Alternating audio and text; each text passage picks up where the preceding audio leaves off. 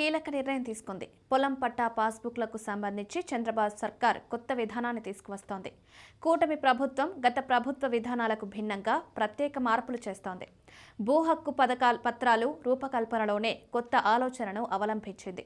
ప్రభుత్వ రాజముద్రతో పాటు భూ యజమాని ఫోటోను కూడా అందులో ముద్రించడం ద్వారా పత్రాల ప్రామాణికతను మరింత బలపరిచింది. ఈ కొత్త పాస్ పుస్తకాలను రైతుల చేతికి అందించేందుకు విస్తృత ప్రణాళిక రూపొందించింది. ఈ నెల 15వ తేదీ నుంచి గ్రామాల వారీగా రైతులకు వీటిని పంపిణీ చేయడానికి అధికారులు సన్నాహాలు చేస్తున్నారు. ఇప్పటికే తహసీల్దార్ కార్యాలయాలకు కొత్త పట్టాదార్ పాస్ పుస్తకాలు చేరుకున్నాయి. సంబంధిత సిబ్బంది ఒక్కొక్క పత్రాన్ని జాగ్రత్తగా పరిశీలిస్తూ ఏవైనా ముద్రణ లేదా సమాచార లోపాలుంటే వెంటనే గుర్తిస్తున్నారు. తప్పులున్న పాస్ పుస్తకాలను సరిచేసి తిరిగి ముద్రించే చర్యలు కూడా వేగంగా కొనసాగుతున్నాయి. ఈ విధానం ద్వారా రైతులకు సక్రమమైన తప్పులేని భూ హక్కు పత్రాలు అందించడం కూటమి ప్రభుత్వ ప్రధాన లక్ష్యంగా కనిపిస్తోంది. అంటే ఈ నెల 15 నుంచి అన్నదాతకు పొలాలకు సంబంధించి కొత్త పాస్ పుస్తకాలు రానున్నాయి. ఈ నెల 15వ తేదీ నుంచి జిల్లాలలో పట్టాదార్ పాస్ పుస్తకాల పంపిణీ కార్యక్రమం ప్రారంభం కానుంది. ఇటీవల జిల్లాకు చేరిన ఈ కొత్త పాస్ పుస్తకాల ప్రత్యేకతతో నిలుస్తున్నాయి. వీటిలో ప్రభుత్వ రాజముద్రతో పాటు భూ యజమాని ఫోటోను కూడా ముద్రించడం ద్వారా పత్రాల ప్రామాణికతను మరింత పెంచారు.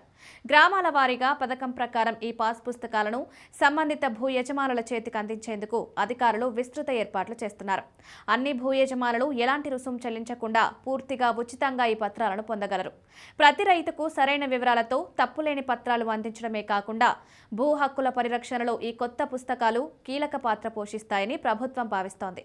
మరోవైపు మునగ సాగును ప్రోత్సహించేందుకు ప్రభుత్వం విశేష రాయితీలు అందిస్తోంది. ముఖ్యంగా 2 సంవత్సరాల పాటు మునగ తోట నిర్వహణ కోసం రైతులకు ₹1,00,000 వరకు నిధులు పూర్తిగా ఉచితంగా మంజూరు చేస్తోంది. ఈ సాయం రైతులపై ఆర్థిక భారం తగ్గించడంతో పాటు మునగ సాగు విస్తరణకు దోహదం చేస్తోంది. రైతులు తమ భూమిలో కనీసం 25 సెంట్ల నుంచి గరిష్టంగా 1 ఎకరం వరకు మునగ సాగు చేయవచ్చు. ఈ పథకం కింద డ్వామా ద్వారా ఉపాధి హామీ పథకం నిధులు అందజేయబడతాయి. అయితే రైతు మునగను పూర్తిగా పంటగా మాత్రమే సాగు చేయాలి. 1 ఎకరా భూమిలో 448 మునగ మొక్కలను నాటడం తప్పనిసరి. ఈ పథకం కింద ఇచ్చే నిధులు ప్రత్యేకంగా కొన్ని అవసరాల కోసం మాత్రమే వినియోగించాలి. అవి మునగ మొక్కలు నాటేందుకు గుంతలు తీయడం, అవసరమైన ఎరువులు వేసి నేల సిద్ధం చేయడం, మునగతో పాటు అంతర పంటలు సాగు చేయడం, 2 సంవత్సరాల పాటు తోట నిర్వహణ చేయడం.